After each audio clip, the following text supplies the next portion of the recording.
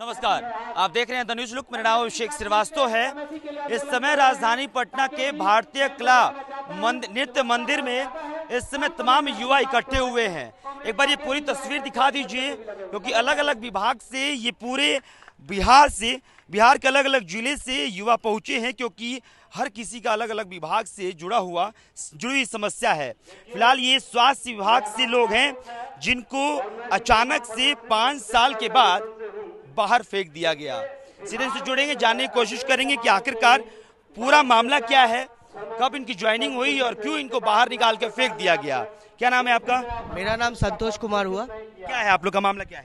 Sir, हम लोग 2016 में हम लोग को नियुक्ति हुई भारत सरकार के द्वारा। एक एनपीसीडीसीएस प्रोग्राम चलाया गया है, ये भारत सरकार के पत्र है और हम लोगों ने 5 साल अपना सेवा दिया। पिछले साल जो कोविड 2019 में चला था, हम लोग सीएससी पीएससी और मंडलीय अस्पताल गया में पोस्टिंग थी। लेकिन जब पिछले साल कोविड चला, कोविड में भी हम लोगों ने सहभागिता दिया और बिल्कुल वैसे ही दिया जैसे हमारे फ्रंट लाइन वर्कर दे रहे थे। एक मिनट, हाँ, थोड़ा सा।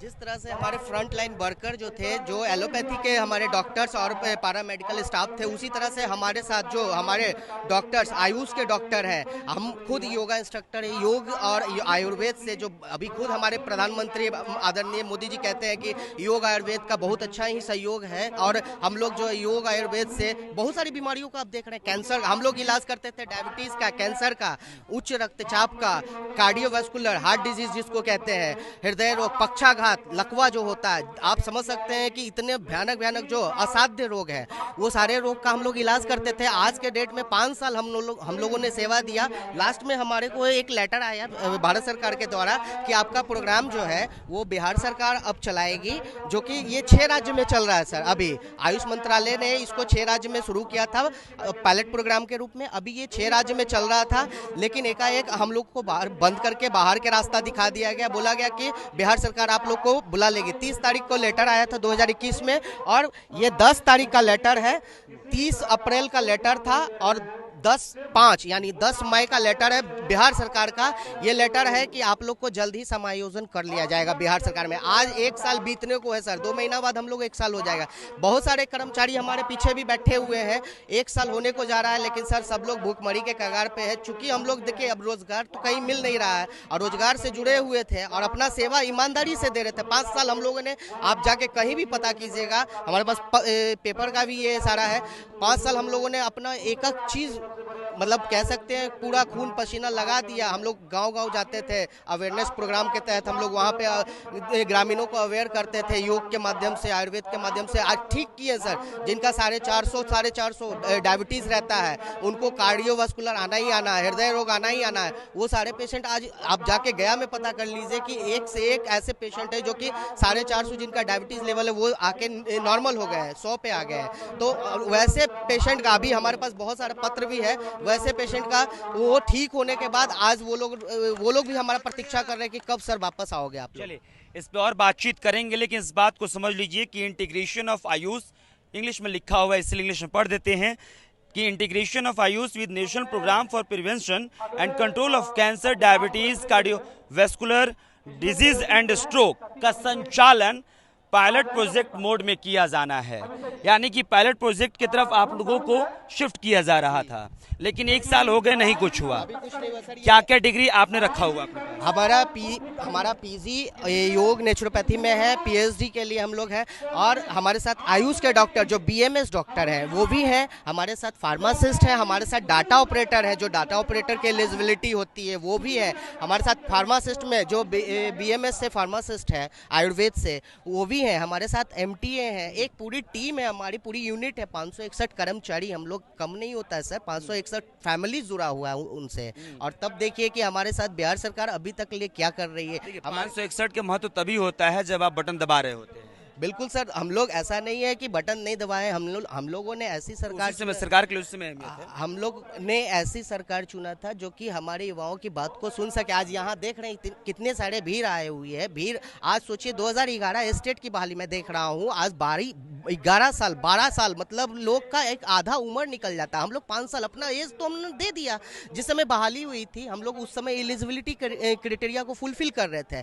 जिन्होंने मान लीजिए आज 35 साल की उम्र हो रहा रहा है, और जिन्होंने मान लीजिए कि 35 साल में अपना ये ज्वाइन कर लिया, उनका तो 40 पूर गया, अब वो 40 में कहीं दूसरे रोजगार के लिए एलिजिबल नहीं है। अब बताइए सर कि हम लोग क्या करें।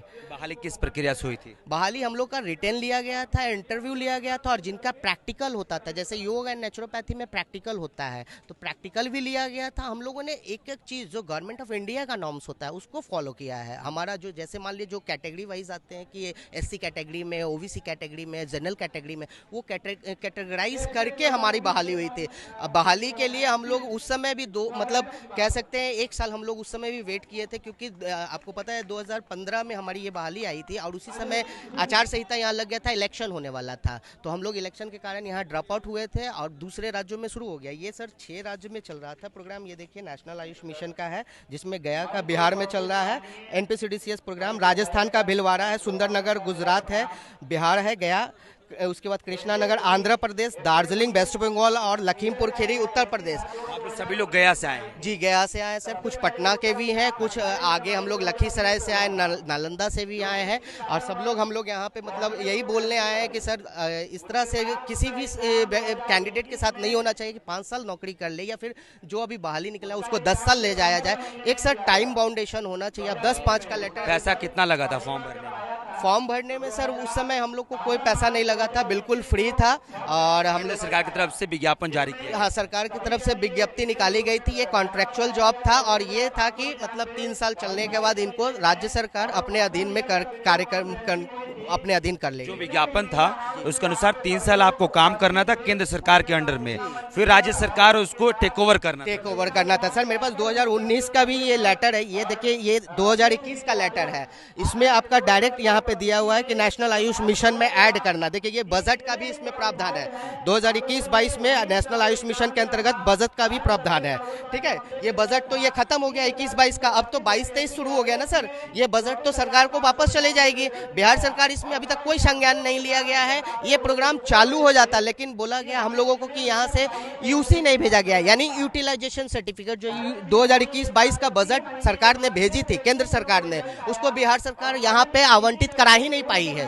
अब बताइए सर कि कैसे होगा, पैसा आया हुआ है केंद्र से, बिहार नहीं उसको यूज कर रहे हैं। नेशनल आयुष मिशन के तहत आप लोगों को बिहार सरकार को लेना सर। ये देखिए यहाँ पे एक साफ लिखा हुआ है कि ऑलरेडी हैज बीन सेंड। ये बजट जो है, बजट भी आया हुआ है, ग्रांट आया हुआ है सर, पैसा आया हुआ है, आप उनसे मांगिएगा तब तो वो पैसा को आपके बैंक के अकाउंट में ट्रांसफर करेंगे। तो यहाँ बजट भी नहीं मांग रहे हैं लोग, और हमारा ये लेटर भी निकला है जो कि बिहार सरकार के यहाँ, इसमें भी मेंशन किया हुआ है। देखिए आप यहाँ पे भी, ये हमारा, हम ऐसे ही नहीं बात कर रहे, ये केंद्र का लेटर है और ये राज्य का लेटर है, ये राज्य आयुष समिति का लेटर है, इसमें भी बजट का यहाँ पे प्रावधान है कि वित्तीय वर्ष 2021-22 के लिए विस्तृत प्रस्ताव अधोस्थापित की जा रही है, उपलब्ध कराए गए दिशा निर्देश के अनुसार। तो सर इन्होंने भी तो लेटर में चर्चा किया है कि हमारा बजट है, हमारा बजट तो ऐसा नहीं है कि नहीं है, फिर करने में क्या दिक्कत है। ये हम आप लोग चाह रहे हैं कि क्यों आखिर क्यों नहीं कर रहे हैं, क्या कारण क्या है। बजट का तो प्रावधान है, आप कहेंगे कि बजट नहीं है, तो यहाँ तो आपका भी लेटर निकला और केंद्र का भी लेटर निकला, तो अब हम किनके पास जाएं। हम आज आए हैं संदीप सौरभ सर के पास, मैंने इनसे पहले भी मिला था, इन्होंने आश्वासन दिया था, और आज बोला था कि संदीप सौरभ सर ने आज बोला था कि आप लोग यहाँ आइएगा, आपकी बातों को हम बिहार सरकार माननीय मुख्यमंत्री जी को पहुँचाएंगे। तो मैं अब अपने संदीप सौरभ सर से निवेदन करूंगा कि वो हमारी बात को आगे तक पहुंचाएं। 3 साल की जगह 5 साल जब काम कराया गया, उस वक्त केंद्र सरकार के अंडर में ही काम कर रहे थे आप लोग, जो 2 साल एक्सटेंड किया गया उसके बारे में क्या कहा गया था? सर 2 साल इसलिए एक्सटेंड किया गया क्योंकि उस समय कोविड था, और आप देख रहे थे कोविड में सब कुछ अस्त व्यस्त था, तो इसीलिए केंद्र सरकार ने वो 2 साल का एक्सटेंशन दिया। मेरे पास 2019 की भी लेटर है, जो केंद्र सरकार, बता दीजिए। 2019 का जो लेटर आया था उसमें ये था कि आपका जो कॉन्ट्रैक्ट है वो अगले आदेश तक बढ़ाया जा रहा है ड्यू टू कोविड। ठीक है, तो कोविड था तो सभी व्यवस्था जो था वो चरम अस्त व्यस्त था, तो गवर्नमेंट खुद से उसको ऑर्गेनाइज कर ली। अब सर ये तो देखने वाली विषय ये है कि केंद्र सरकार ने तो अपने ओर से हर चीज दे रखा है, लेकिन हमारे राज्य सरकार को आगे बढ़ के लेना तो होगा, तो राज्य सरकार ले क्यों नहीं रही है। तो बस यही चीज़ मैं कहना चाह रहा हूँ, राज्य सरकार से निवेदन है कि जल्द से जल्द वो हमारी अपील को पूरा करें, हमारे जो बात है उन तक पहुँचे। चलिए फिलहाल इस बात को समझ लीजिए कि आज से 5 साल पहले 561 लोगों को केंद्र सरकार के द्वारा विज्ञापन जारी करके 561 लोगों को नौकरी दी जाती है, उसके बाद इस विज्ञापन में 3 साल का जिक्र होता है, जिसको एक्सटेंड करके 5 साल किया जाता है। और इस विज्ञापन में ये भी जिक्र रहता है कि 3 साल के बाद बिहार सरकार के द्वारा उन तमाम लोगों को नौकरी मिल जाएगी। लेकिन 5 साल के बाद क्या होता है, इन तमाम लोगों को बेरोजगार कर दिया जाता है। और इस बात का जवाब 2021 अप्रैल से ये ढूंढ रहे हैं कि आखिरकार वो बिहार सरकार के द्वारा जो दावे किए गए थे या फिर केंद्र सरकार के विज्ञापन में जो तमाम चीजें लिखी गई थी वो कहां विलुप्त हो चुकी है। फिलहाल यहां पर संदीप सौरभ जो कि विधायक हैं, उन्होंने आगाज किया था तमाम युवाओं को पहुंचने के लिए, और इसलिए यहां ये तमाम युवा पहुंचे हैं और अपनी बातों को रख रहे हैं। लेकिन सबसे बड़ा सवाल है कि आखिरकार बिहार के युवा को इतना मजबूर क्यों किया जा रहा है कि वो सड़क पर घूम रहे हैं, ऐसे ही महासम्मेलन में शामिल होना पड़ रहा है, इन विज्ञप्तियों को रखना पड़ रहा है और ऐसे ही लोगों के सामने प्रस्तुत करना पड़ रहा है, जबकि कहा जाता है कि जो लिख दिया जाएगा वही होगा, लेकिन जो लिख दिया जा रहा है वो नहीं हो रहा है। इसके पहले भी बीजेपी के जो बिहार के प्रदेश अध्यक्ष हैं, उन्होंने एक फेसबुक पोस्ट लिखा था कि केंद्र सरकार के द्वारा जो पैसे आ रहे हैं बिहार सरकार खर्च नहीं कर पा रही है। आखिरकार इसका जवाब कौन देगा? एनडीए में तो तमाम दल हैं, लेकिन एक दल दूसरे दल पे कटाक्ष करते रहते हैं, लेकिन उसका समाधान कोई नहीं निकालता है। ये सवाल बिहार के युवाओं के सामने है, इसका जवाब ये भी ढूंढ रहे हैं, हम भी ढूंढ रहे हैं। सरकार को जवाब देना है, लेकिन जवाब देने वाले चुप्पी साधे हुए हैं। आखिरकार इनकी चुप्पी कब टूटेगी, और ये युवा ठान चुके हैं कि इनकी चुप्पी तोड़ के रहेंगे। बहरहाल देखना होगा कि क्या कुछ आगे सरकार स्टेप लेती है। संदीप सौरभ लगातार इस मंच से ये वादा कर रहे हैं कि इन तमाम बच्चों के लिए लगातार सदन में भी आवाज उठाएंगे। हालांकि सदन में बातचीत करने से और आवाज उठाने के बाद इन युवाओं के लिए क्या होता है ये देखना होगा। फिलहाल इस खबर में इतना ही, बहुत बहुत शुक्रिया।